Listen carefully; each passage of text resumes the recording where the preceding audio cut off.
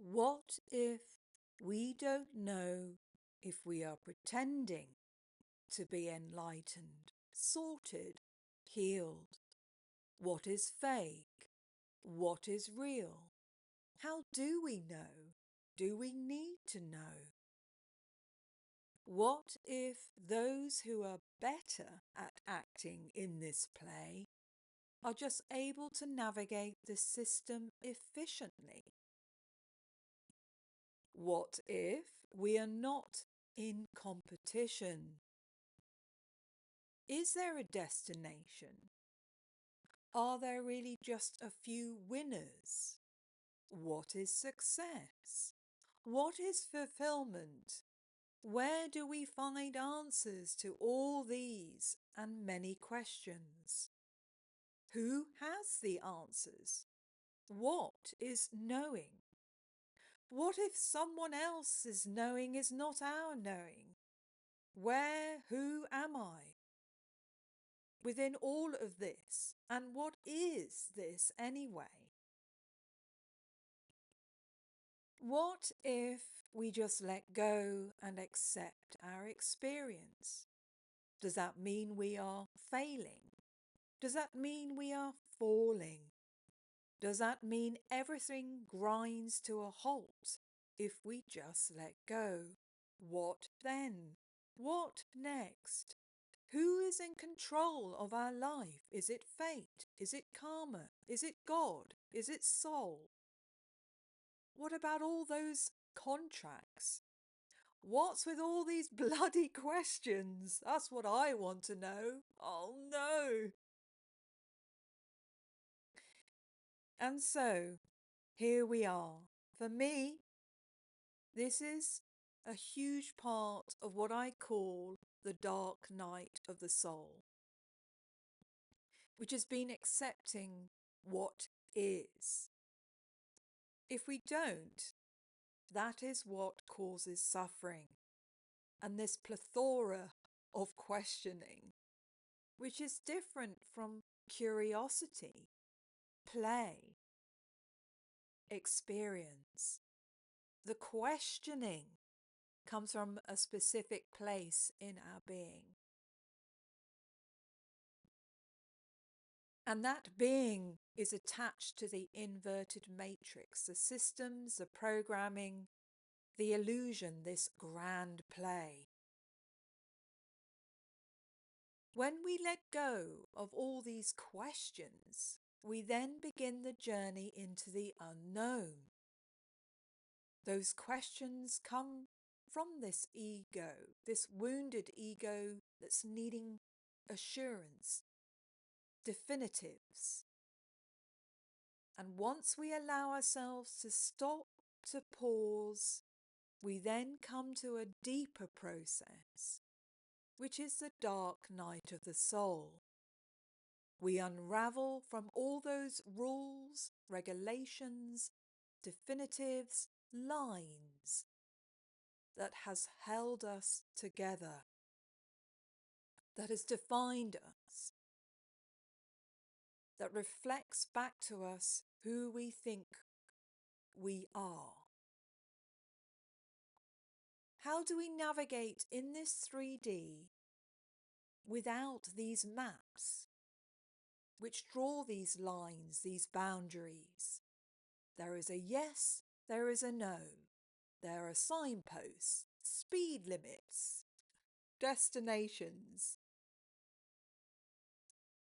And for all this 3D, we need our egos. And yet there is an imbalance with the mind and a particular mind frequency. And so we have been taught since children what is correct, what is wrong, how to fit in. We gain points, marks, certificates, awards. We find ourselves judging, comparing, and not only that, shaming ourselves or others. We have the categories, failing, pass, and then distinction. It's clear, it's marked, it's graded. We know where we're going. We know who each other are. The thing is this, the wounded ego has been seen as being that which is successful, striving, in competition, very attached to the warrior who must fight to survive.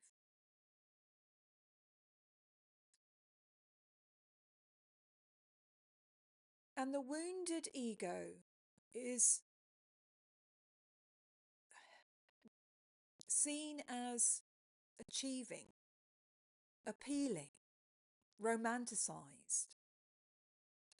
And yet we also learn from those wounds, but it's how we approach those aspects, how we perceive this journey. That is what is really important here. It's not denying that we have those aspects. It's not making any of those aspects wrong. It's understanding the bigger, broader perspective of all those different aspects of us. And this is what I'm sharing here, my perspective on all this and what I've learnt through the dark night of the soul. For we're here to experience, to learn, grow and evolve. And so these wounds, for instance, hold anger, which itself is an energy. And when expressed, naturally flowing through us, in the immediate experience, it is not evil. It's not rage. It's just a no. And when we express that, honestly, authentically, with non-attachment, clearly, we are held. It has a healthiness to it.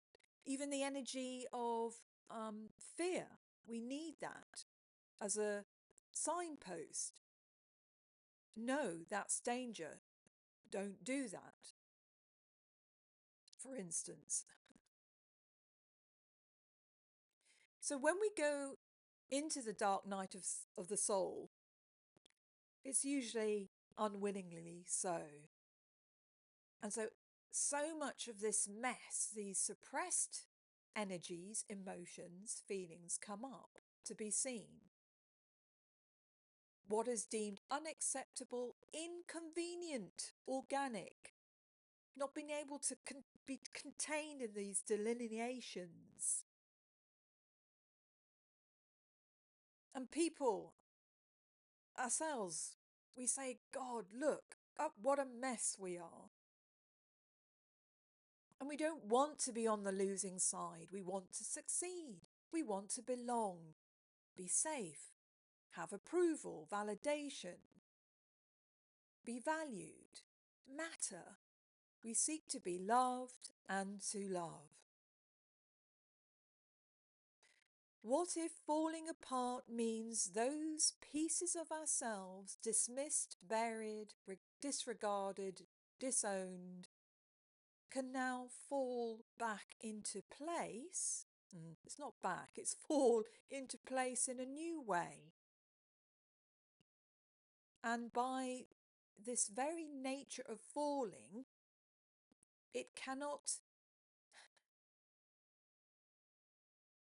occur in a controlled, orderly, convenient way. This dark night of the soul, therefore, is so organic, not rational,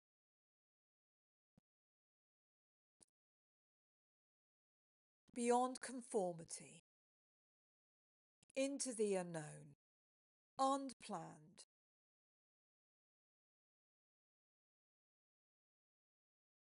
But it is expansive, even though it is messy, beyond what we think is our control, where we are falling and maybe failing in the outside system or what we have known.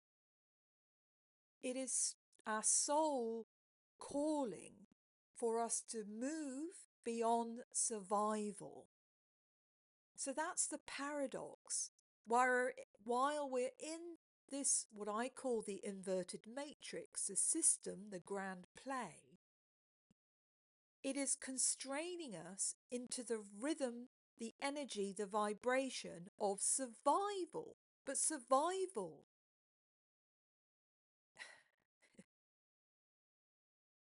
is normally we would interpret that as chaos. We survive because there's crisis. And so the inverted matrix is inverted because it's all upside down, back to front. It actually doesn't make sense. It's contradictory. It says one thing but means another. It's confusing and it's meant to be. It's conflicting and it's meant to be. It's not transparent. You don't know which way to go. And so it is shrinking our energy and vibration to conform. And so it always is saying there is going to be a crisis. Keep safe, conform.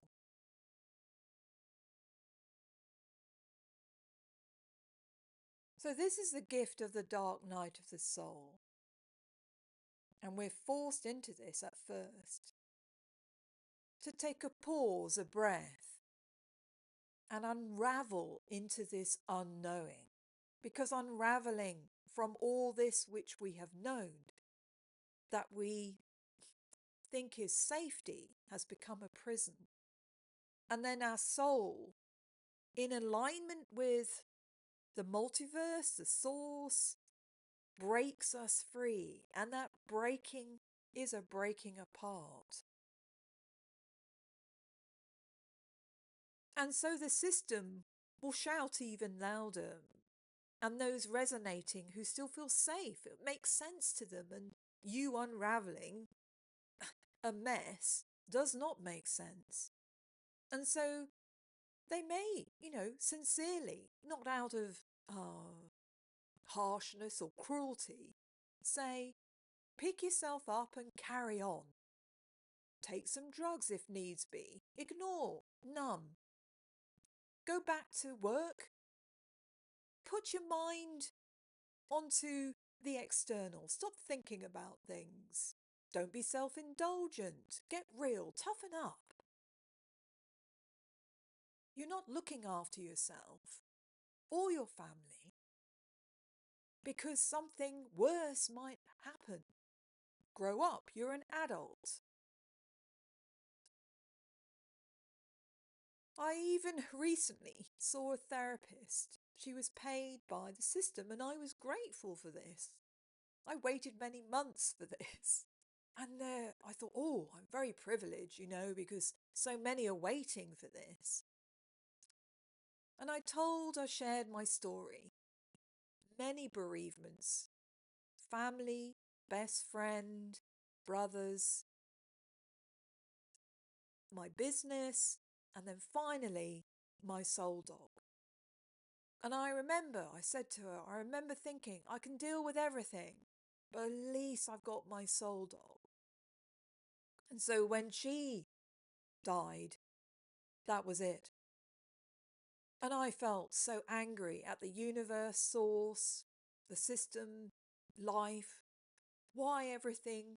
Why all at once? Why me? Why my beloved soul dog? What had I done wrong? And her response was very clinical. It's hard to read her energy. But she said, well, that's the issue, isn't it? If you become attached to a dog, they die very early. They don't live that long. And that was that. That was her response. So I went into denial. My old programming raised its head in a form of protection. And this is where I want to bring in the compassion for ourselves and others. And I'm witnessing the layers to the weavings of this attachment to the system. It goes back generationally, eons. It's not so easy, even when we are aware of this. The layers and the attachments, the threads, they go down deeply. And so when we are in the dark night of the soul, this is an opportunity to release ourselves from these attachments. And so with this was a gift. At first, the denial, then the anger, and then the grief in hearing this, not being seen, not being held, heard from a person with certificates and and letters after her name. She was unable at that moment to feel, have empathy, even if she had not had that personal experience, to feel in the room with me. I hold the imagination of that deep loving connection and what that could mean, and that accumulative losses all at once. So do I say she's in the old paradigm and I'm the one who's accessing new earth, so there's a split? No. That for me only reasserts the division and the polarity which I'm seeing in the spiritual community. For me, if I reassert, and this is a nuance and a subtlety, and we are each different as we navigate through this evolution. But for me, it's all about how much I can be in my own experience, be with how I'm feeling, and open my heart up more. And that opening is connecting to grief and loss. And as I open up to my own grief and loss and have compassion and can hold that, which, believe me, has been vast. We hold a lot, individually and collectively. And if I can hold that within me, that vastness, whatever that could be, of grief, which is the heart opening, then when I'm with others that have numbed to that because they are part of the system, as I am part of the system, I'm navigating through this, but I'm still here in the physical, I'm still here in the 3D. Then there's hope there, there's communication there. There's no definitive line that has said, no, I judge her to be beyond the pale. I judge her to be in the old paradigm, and that is that. Who am I to say that, to judge that, to deem others to be, as some people have labelled others, to be sheepies? That is a judging, critical, shaming energy. And we are all, have been in various degrees, creating through our actions, through our thoughts, through our emotions, the very system. The system exists by us perpetuating it. I don't say this in judgment.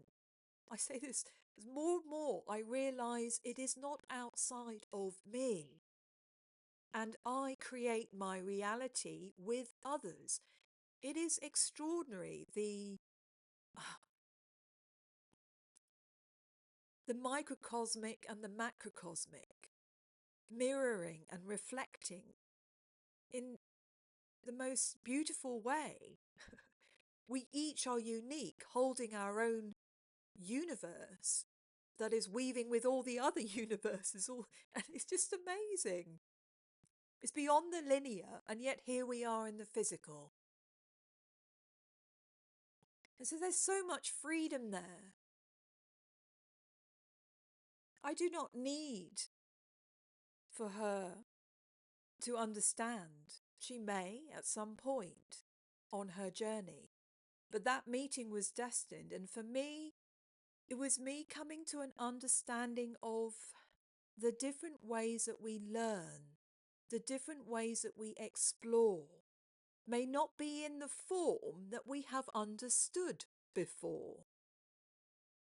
We may not be in the curriculum, the exam, the paper. And so I have, since a child, been fighting against this, not understood. And there's a choice. Do I want to learn in that way or not? It's not bad, it's not good, it's a system. It has an energy, it has a frequency. And it's recognizing where we are resonating. And I've tried so many times and succeeding sometimes and not so much others to fit in certain systems. And I've learned from that. There's no shame in that. And that's been all part of the evolution because I carry with me so much more vastness. We all do, with certain frequencies that are vibrating. So we will, from our ego minds, think, oh, I'm going to meet this friend at this certain time. And they will agree to that, and we meet at that time, at that place, and we have certain conversations. So we're not quite sure everything that maybe we're going to communicate about. We're not controlling, hopefully, we're not too narcissistic, controlling what the other person is going to say. And there's all that exploration and play with that. But how many times have we then had experiences with synchronicities? We agree to meet a friend and then somebody else that we haven't seen in 30 years appears. And then that friend says, oh, I know such and such. And that we didn't realise there was that connection. Or we have an experience of déjà vu. All these are becoming increasingly occurring with more and more people, more frequently. And we realise there's something else at play here, more than what we planned with our ego and our human mind and our timetables. So this dark night of the soul, just to conclude, enables us to let go of all these questions because we hold on so strongly to what we know. And so pulling us away from that can be so painful and scary. And the thing is, in the system has denied this ancient way of being, which is very natural. The old mystical pathways knew about this, initiations, many different traditions speak about this in Greece, for instance, and they have that. The communicating in dream states and going into the temples to communicate with different dimensions and dimensional beings. You have that shamanically across the different continents going into initiations, and some of them would, you even go into caves and get buried. This is known. They would reenact the dark night of the soul, knowing that this is part of the natural process of the seed being planted in the darkness. So when we're thrown in this, those of us who are in this inverted matrix, this programming, we think we have failed, there's something going wrong, everything is falling apart. In other cultures, we would be held, nurtured and nourished in this. So we're having to question everything. That's why it can be so hard. And that's why I'm sharing this here. So that if you have suddenly so much taken away in your life, it is a gift. It is hard. It doesn't take away from it being hard. You won't have all the answers. And each of our dark nights are unique. But this is a message to say it is your soul calling you to connection to spirit, to the void, the darkness, the spaciousness, so that you can see your inner light. So you can let go of all these attachments to the systems and the control of the conformity and the convenience and the domestication of the human species, I would actually add. It's not easy, but that's how we grow.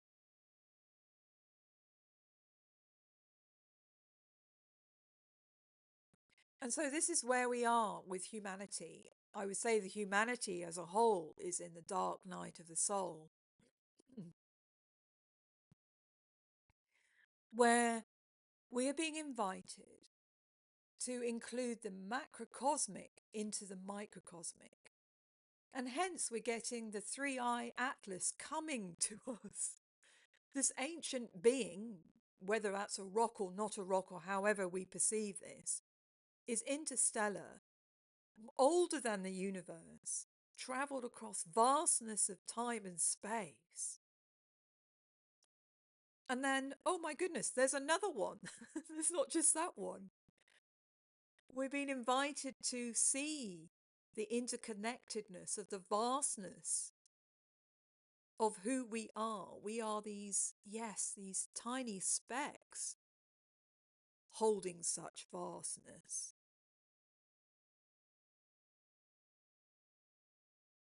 And so me personally, I am emerging out of my cave, daring to shine my light so that I can see others' light in the darkness as stars we are in the night sky. And through cracking open our hearts, we are sharing a profound, powerful enlightening. For to be sensitive is to be strong. And we will be finding, by letting go, witnessing and observing mindfully and heartfully so. Maybe all those questions, they may come up again and again, and we can observe them compassionately. We can observe others, even though they may be speaking in the same languages as we are.